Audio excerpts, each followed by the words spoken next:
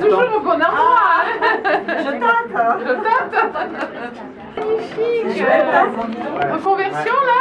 Reconversion.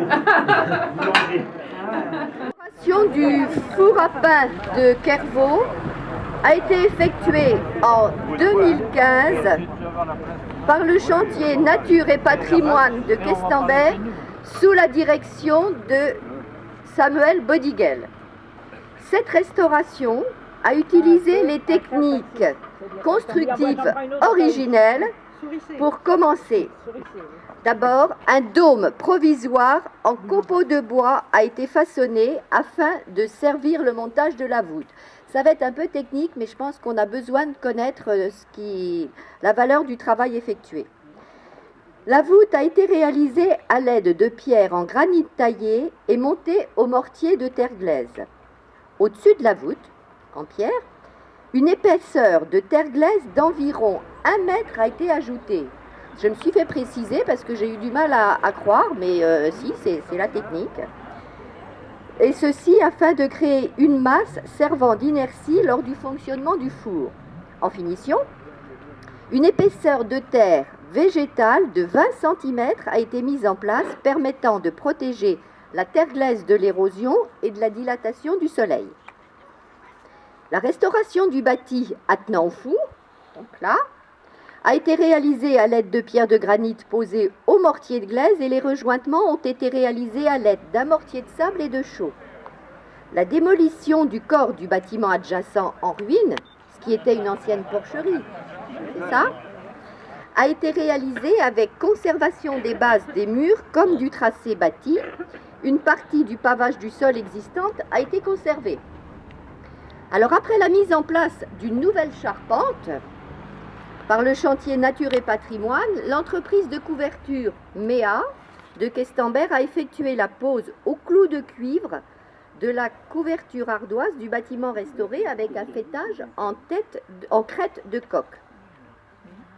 La récente pose d'une porte et d'un volet bois a été la touche finale. Vous avez vu, elle est superbe la porte, hein, permettant de clore évidemment le bâtiment du four tout en évitant le vandalisme intérieur.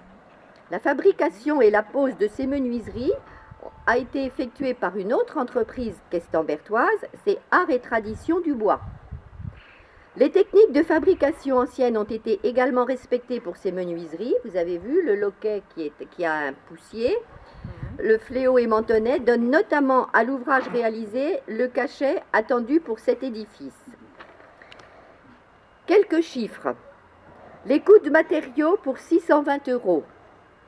Et vous savez combien il a fallu d'heures de travail pour réaliser? C'est incroyable, c'est 1000 heures de travail pour le chantier Nature et Patrimoine. Donc plusieurs mises en chauffe du four à pain ont été faites déjà par le chantier Nature et Patrimoine de Questembert afin qu'on soit sûr quand même que ça fonctionne bien. Donc il reste aujourd'hui à faire vivre cet édifice restauré. Et je me plais à imaginer des activités autour de la fabrication du pain. Avec plaisir. La ferme de Kervaux a été achetée en 1910 par mes grands-parents avec mon grand-père, son beau-frère et sa sœur. Monsieur David, Madame Gendron et Monsieur Rocher. Et lorsqu'ils sont acheté la ferme, ils ont construit ce four. Ils l'ont baptisé la boulangerie. Oh, bah, très bien. Ouais, c'est à peu près tout ce que... Il y a un linteau dans la fenêtre du bout là-bas, où il y a les initiales du père David, FD, 1918. Ah, très bien. Dans le pignon là-bas. C'est dommage que vous n'avez pas fait marquer en noir. Ça avait Parce qu'on a cherché à réhabiliter comme ça, mais on pourra peut-être mettre une petite couche de peinture pour faire ressortir le... Oui, voilà. C'est possible.